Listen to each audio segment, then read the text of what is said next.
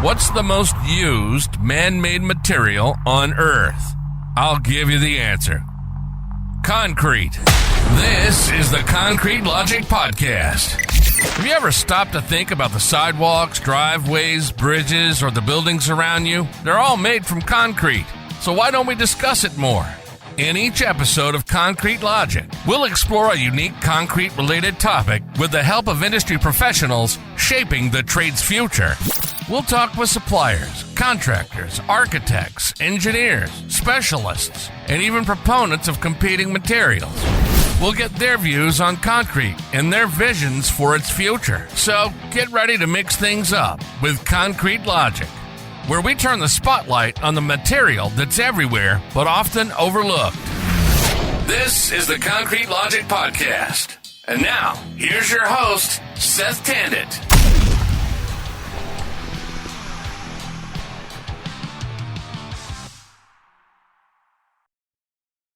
Welcome to another episode of the Concrete Logic Podcast. And today I have Chad White with SSI. And we're going to talk about place and finish best practices.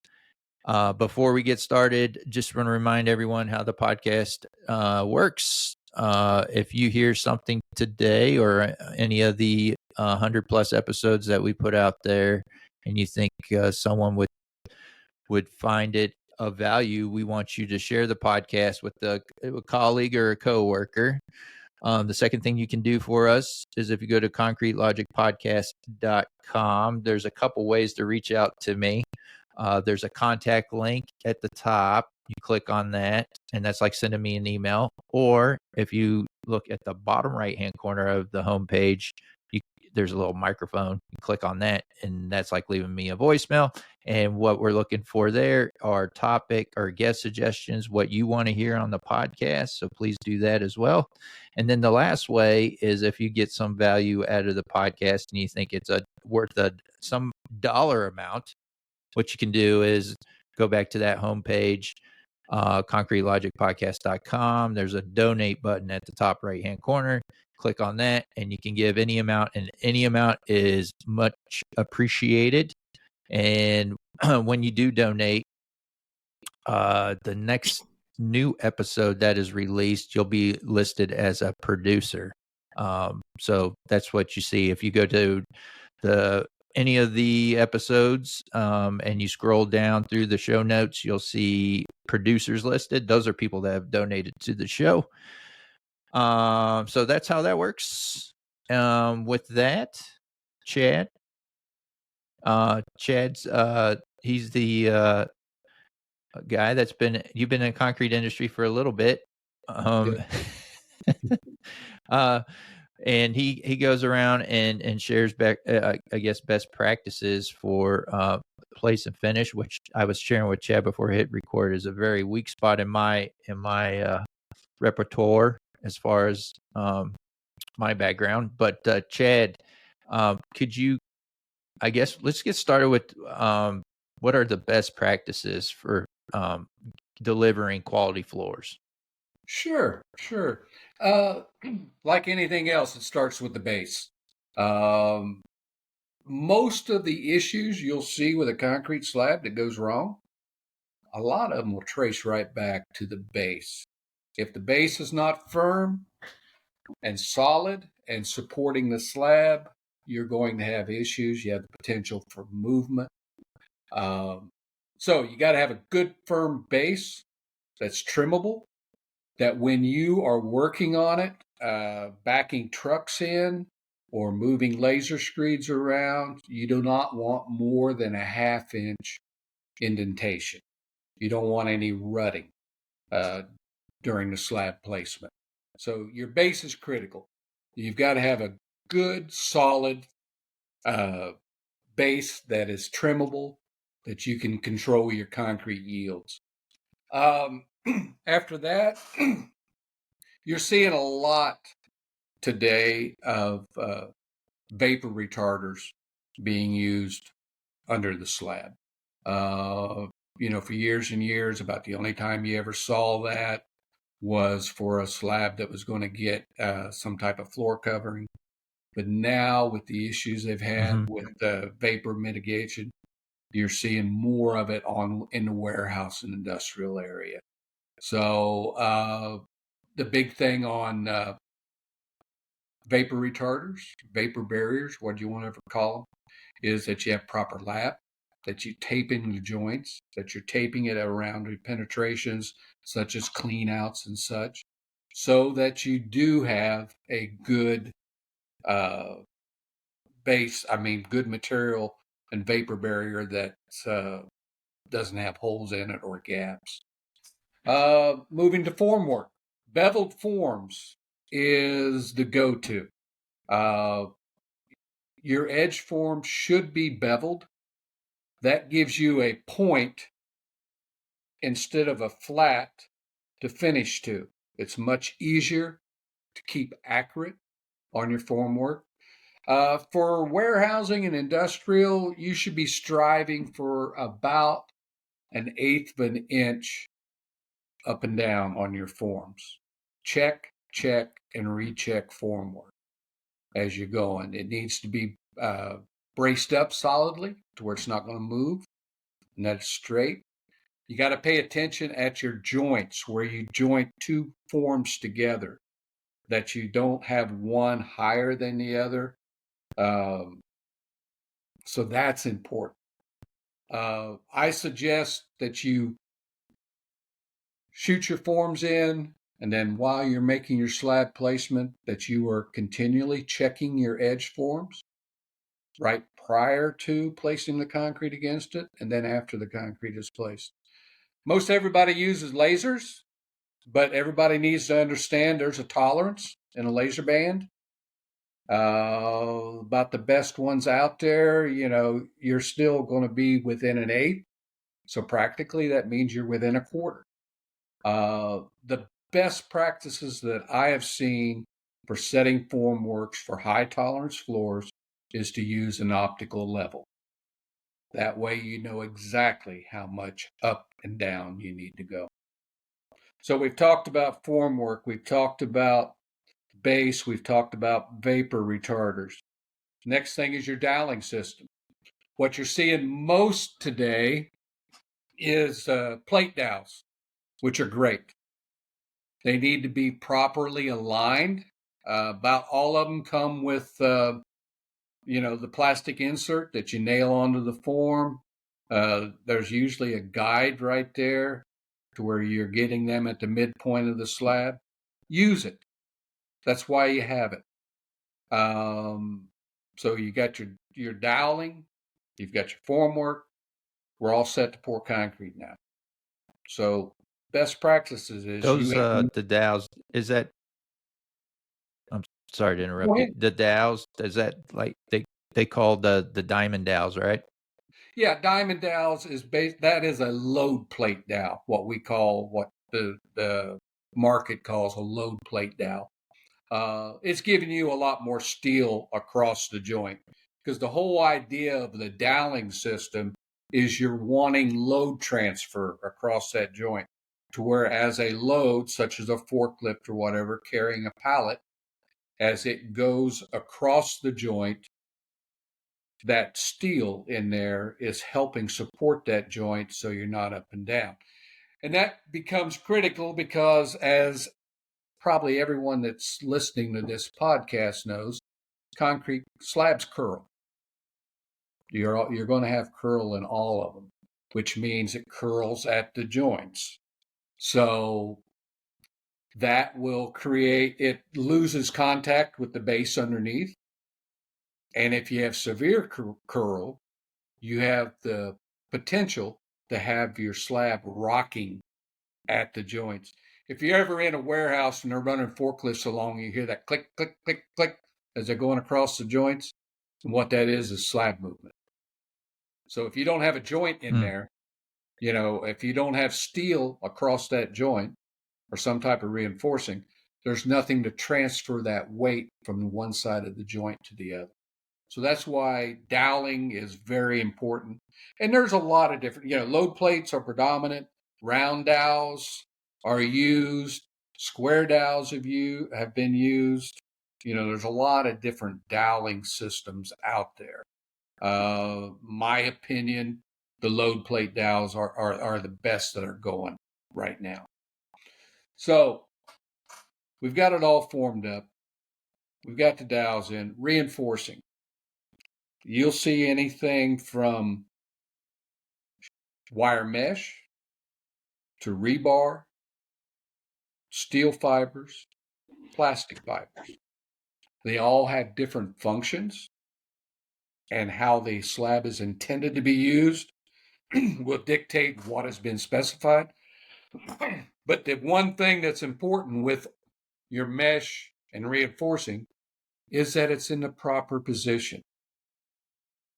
That in the details, typically they'll like to see that reinforcing in the top third of the slab for crack mitigation, because most reinforcing, it's not going to keep it from cracking.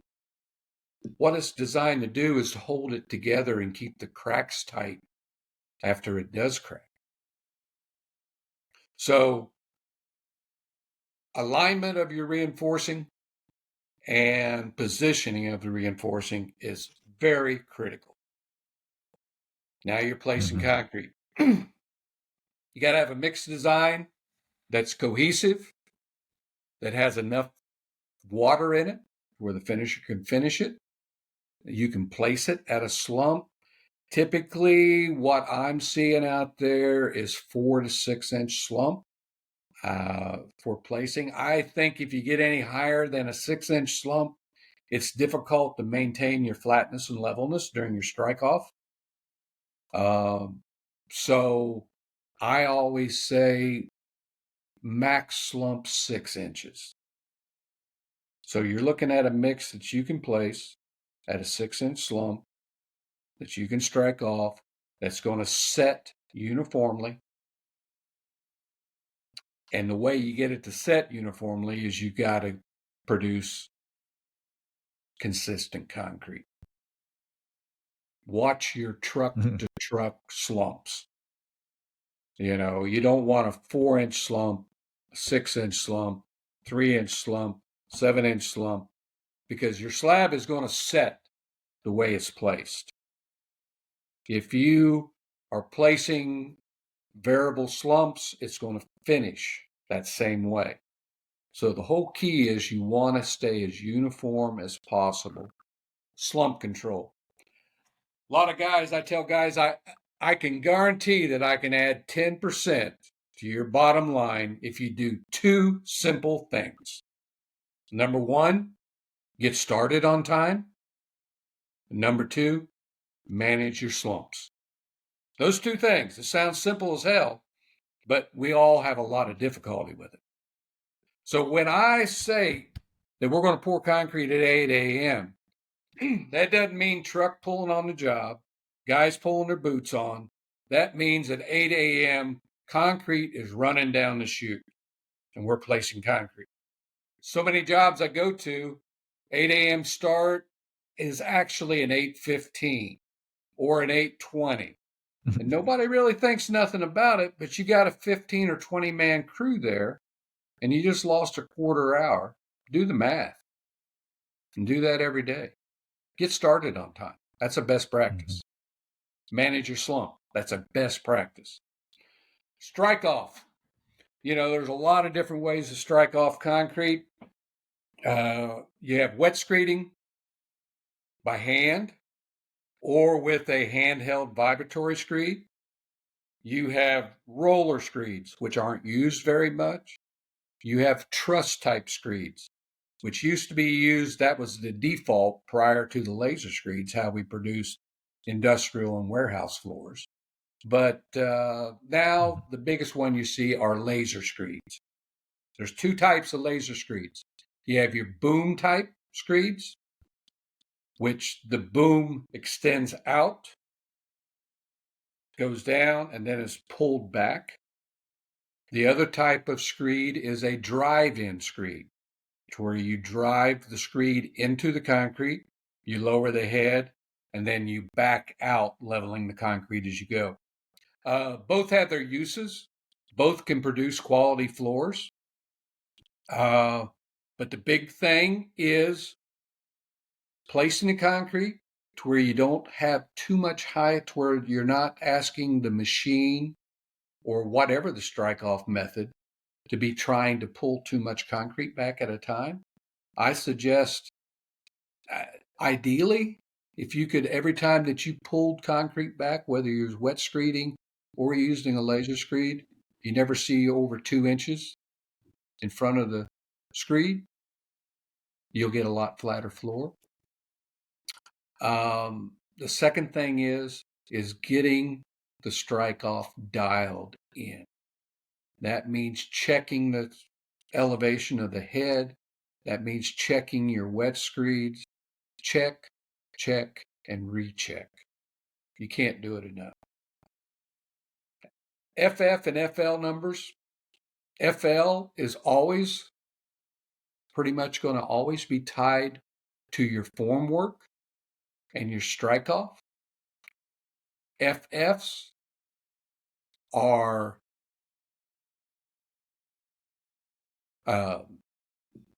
more of an issue with your finishing, your panning, and your concrete setting, because how uniform it sets is how uniform it'll finish.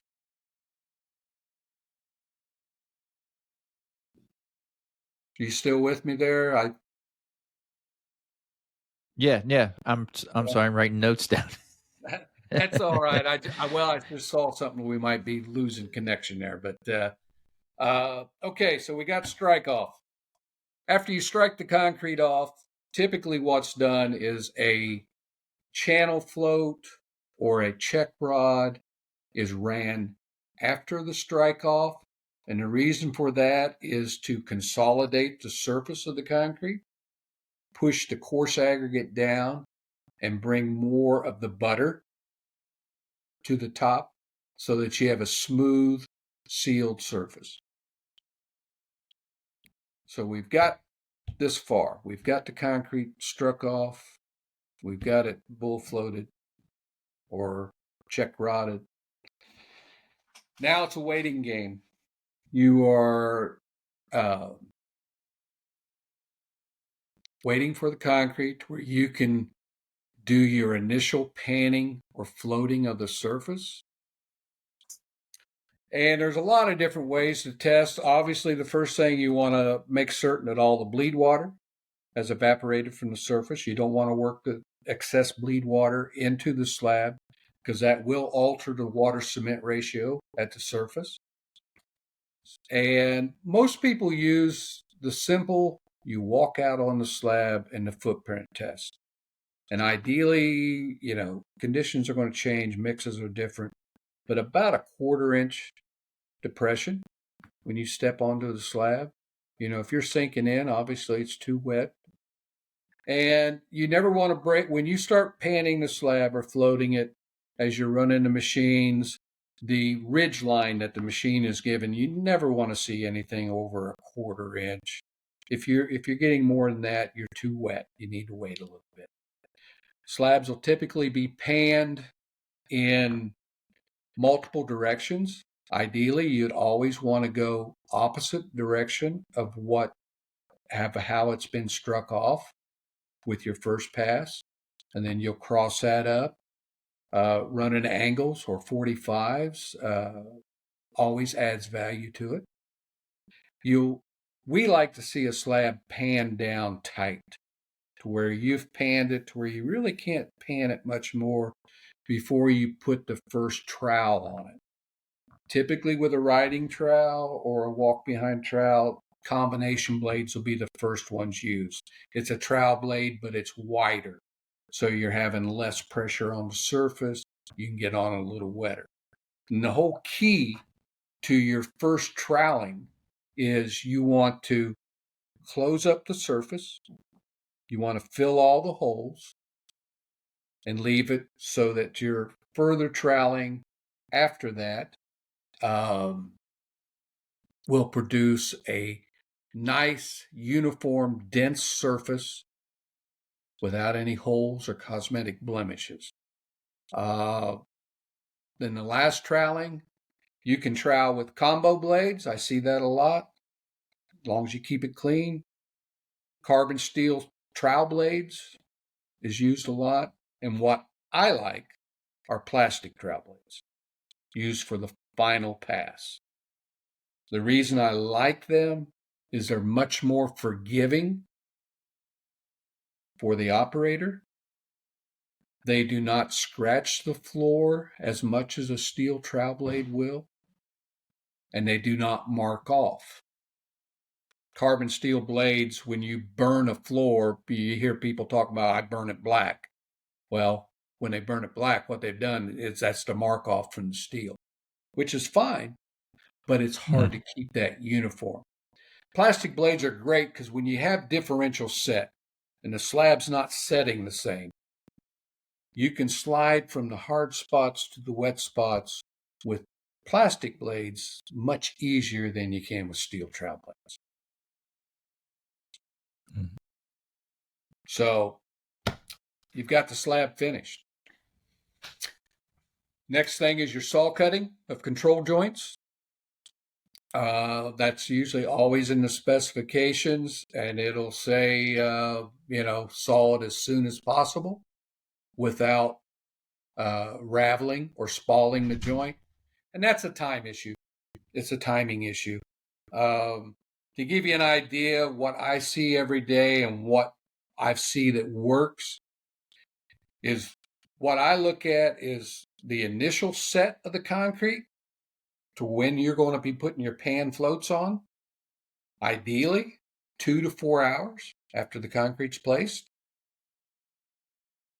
A well-designed mix, depending on the environmental conditions, should finish within 6 to 10 hours after it's placed. Saw cutting, and saw cutting, that's what's great about our business. What's great and what's bad. Local aggregates, local cement, different, all over the country. Weather's different. I mean, pouring on March 1st in Portland, Maine, and Sarasota, Florida, you're going to have much different timing as to when it's going to set and finish. But ideally, you can tailor your mix to where you're setting within these parameters. Then I guess the last thing to talk about as far as getting through the whole thing is curing. And curing is unbelievably important. There's right now, the majority of the slabs that are cured out there, they're using a spray-on membrane cure at this time. Water curing, we used to see it a lot in the industrial work. You still do see it in some of the polish work.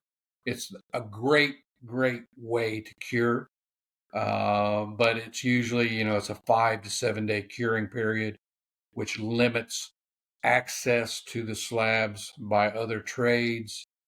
So you're not seeing as much of it. But a spray-on cure, you want to get your cure on as quick as possible. Other best practices to think about while you're pouring concrete is when it comes to slabs. Evaporation retarders. They're great. You need to watch your evaporation rates daily. What we've found with type 1-2 cement, typically if your evaporation rate is over 0.10, you need to start using some type of evaporation retarder. With the type 1L cements, since you've that limestone they're adding to it is much finer, so it's choking off the avenues for the bleed water to get up. So you're not seeing as much bleed water, and you're seeing it over a little more extended duration. So we're finding that 0.08 and that is pounds per square foot per hour of how much evaporation, how much water the top of the slab is using. So on type 1Ls, we're looking at around 0.08 is when you need to start thinking about how are we going to mitigate our moisture loss at the top of the slab. Evaporation retarders are great, but you got to use them the way they're designed to be used. They're designed to be sprayed on after strike off and consolidation.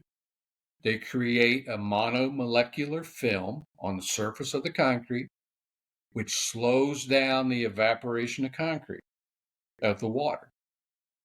But if you spray it on and work it in with your bull float, as I see it done about half the time, all you're doing is adding water to the surface. You're not creating a film. You've broken it. So you really need to look at the manufacturer's instructions and use the product correctly. There are some finishing aids out there that are designed to be worked into the slab.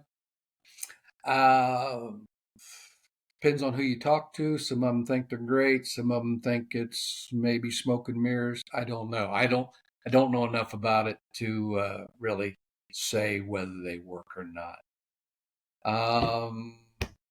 So we've gotten all the way through the slab from base to curing. Slab protection. Talk with your general contractor, because once you walk away from it, that slab is going to be used as a work platform by all the other trades. And it gets beat to the dickens, So yeah, you are, as a concrete contractor, you should always be proactive, that you've put all this work into getting this great looking slab. Make certain that the other trades aren't beating it to death. Voice your opinions. Let the general contractor know that, this slab needs to be taken care of. So, in a nutshell, that's kind of the best practices we talk about. I mean, we could go into more depth on boarding edges and all that. Is there any questions you have, Seth, or anything that you'd like a little more comment on? yeah. No, I was holding back. Thank you for going through all that.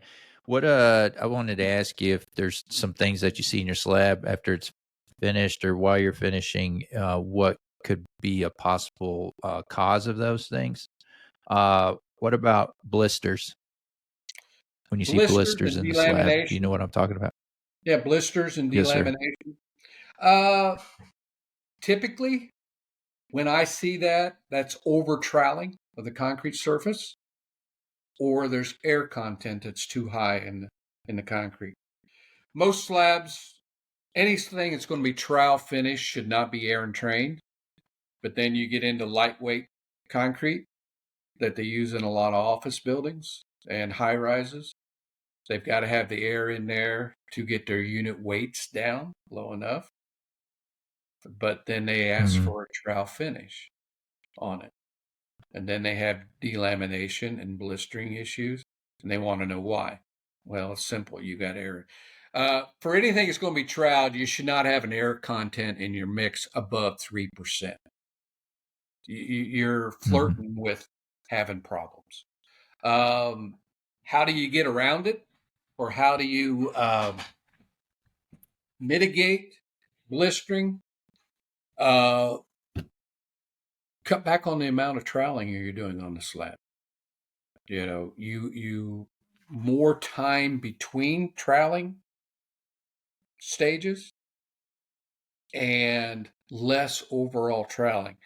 Where I see blistering a lot is you'll see it like what we call a min line, where you have a piece of the concrete that is set and is much harder than what's around it. So you have that. I hate calling them cold joints because everyone gets scared to death. So we call them min lines. And so you've got guys that are trying to work that in. So they're constantly machining that edge, around that differential set. And you'll see some blistering going on right there. Potential for delamination. Throwing water, using water as a finishing aid, or using evaporation retarder as a finishing aid will impact the surface. You'll also see if you overtrout, all slabs will craze. You'll have some crazing. But if you get Mhm. like on a windy day and hot temperatures, the surface loses water too quick, and you'll get surface crazing. Uh, and it's premature setting at the surface. It's setting faster than the rest of it. So Gotcha. What about rock shadowing? rock shadowing, that is that's kind of a pet peeve with us. We don't like to see a lot of coarse aggregate at the top, and where that comes from, predominantly it's driven by your mix design, how much coarse aggregate you have in the mix, how much intermediates. You can tweak that mix a little bit to get that down to where you don't have as much coarse aggregate at the top. And then the other things that help with it is proper vibration in your strike off. And then when you are consolidating the surface after strike off, using a channel float, bull float, check rod, that you're bringing enough fines to the top.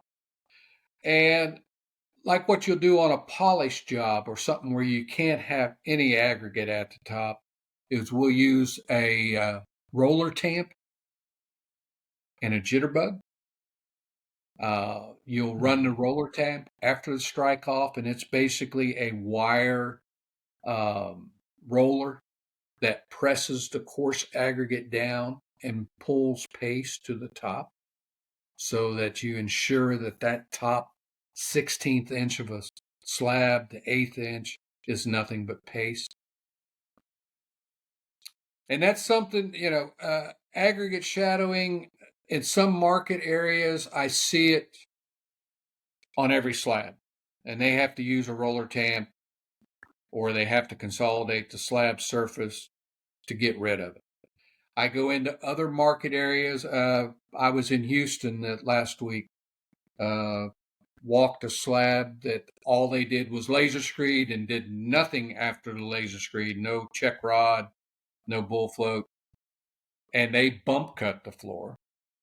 And there is no aggregate shadowing at the top, and there's no coarse aggregate at the top. So a lot of it's going to, mix design is going to drive it more than anything. Can you explain bump cutting to the audience? Sure. Bump cutting is a process of cutting and filling the slab surface with a straight edge after or during the panning, floating, finishing process. So you will, let's talk about a super flat. Typically, you'll strike that off a couple of times. And then after you pan it the first time or before you pan it, a bump cutter is typically a 10, 12-foot straight edge that's got a hustler head handle and a connection knuckle on it. You push that out, and then you'll scrape the concrete surface back to you. And then where there's high spots, it's cutting the high spots off. Where there's low spots, the paste that you've pulled back, you'll throw that back. And there's also sled type bump cutters that attach to ride-on trowel machines that you can pull around behind a float machine, which cuts and fills the slab surface. Bump cutting, it works. You will get a flatter floor, but you do have the potential for aggregate shadowing and coarse aggregate at the top. So you just have to mitigate that by tweaking your mix design. You may have to run a roller tamp immediately after strike off in order to get the amount of coarse aggregate down at the surface. There's a lot of ways you can work with it. Bump cutting is typically done for high tolerance slabs. Most slabs out there today, if you're pouring it with a laser screed and you're panning it with an 8 or 10 or 12-foot machine, my expectation is if everything's running correctly, you should be hitting FFs of 60, FLs of 40, day in, day out without any bump cutting. Mm-hmm. If everything's running right. We're seeing a lot in the industry. You're seeing a lot of robotics being introduced on slab floors and automated racking and storage, which they all require much more stringent flatness and levelness. And that's where you'll see the majority of your bump cutting going on. Okay. Wonder if you see scratches on the floor afterwards. Scratching, you're every slab I've ever walked, you're going to see a little bit of it. Something gets caught on a trowel blade. Obviously, it's something that you have to monitor. The biggest places where you'll get scratching is where you have differences in set time. Differential set. Like I said before, hard and soft. Trying to tie those two together. You're on the wet side of it with your trowel machine. You ease over into the hard. Some of that sand or slurry, gets kicked out on the harder stuff. The steel blade goes over it and scratches the concrete surface. So if you pour uniform slumps, uniform conditions to where everything's finishing the same, you'll mitigate a lot of your scratching. Plastic blades, again, as I say on your last pass, plastic blades do not scratch as much. Now, the one downside to plastic blades is you are not getting as dense of a surface with a plastic blade as you are with a steel trowel blade. So we always suggest that you only use those plastic blades for your last pass. Get your density with your combo blades and your steel trowel blades, and then when it's time to get that final gloss on it, put your plastic blades on and finish it out. Scratching, delamination, plastic shrinkage cracking, crazing, those are typical things that have to do with the surface drying out too fast or possibly over machining. When I say over machining, that means really it's a timing issue more than anything else. As a slab setting, you've got to be machining it. But if your slab starts to slow down and you've just machined it, and then you run a trowel over it again and it hasn't set anymore, that's where you run into the potential of having excessive crazing or blistering or some delamination. All right. Well, good. I think we covered everything today. Is there anything else you think we should mention before we close it out? No, the devil's in the details. The devil's in the details. Concrete is a perishable commodity that's placed with daily conditions that are different every day. So you got to be on your toes. You've got to be proactive. Plan your work your plan, but understand sometimes the plan goes to hell. As long as you're thinking quality, you'll probably be tracking right. Yeah. All right. Well, good deal. Chad, if folks want to reach out to you and learn more about what you're doing or see what SSI is up to and how they could help, what's the best way to reach out to you? You can always go visit our website, all of our contact information. That's SSI, Structural Services Incorporated. You can reach me at cwhite at ssiteam.com. We'd love to hear from you. If you got any questions, concerns, we're there to talk. All right. I appreciate it, Chad. Thanks for coming on the show. And folks, until next time, let's keep it concrete. Thanks for joining us for another episode of the Concrete Logic Podcast. If you got value from the show, here's how you can provide value back to support the show. Visit ConcreteLogicPodcast.com and click the donate button to send value back. All dollar amounts are truly appreciated. And now, to close out the show, here's Mike Dunton.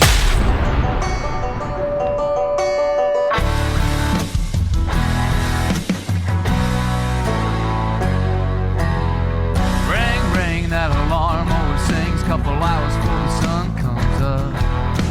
Open up the side, put some diesel in the lights and wait till the trucks roll up. Yeah, this ain't how most folks live their lives, dripping in sweat, working overtime. But while they're tying their ties for their 9 to 5s, we're out here changing these skylines with wood, iron, and mud. We work hard for a dollar, give thanks to the Lord above. Never make a man do something you can't prove. Hard work calls for a drink or two. Expect more, it's written in our blood. With wood, iron, and mud. From the swamps to the city, from the Lone Star heat to the woods of the Georgia pine.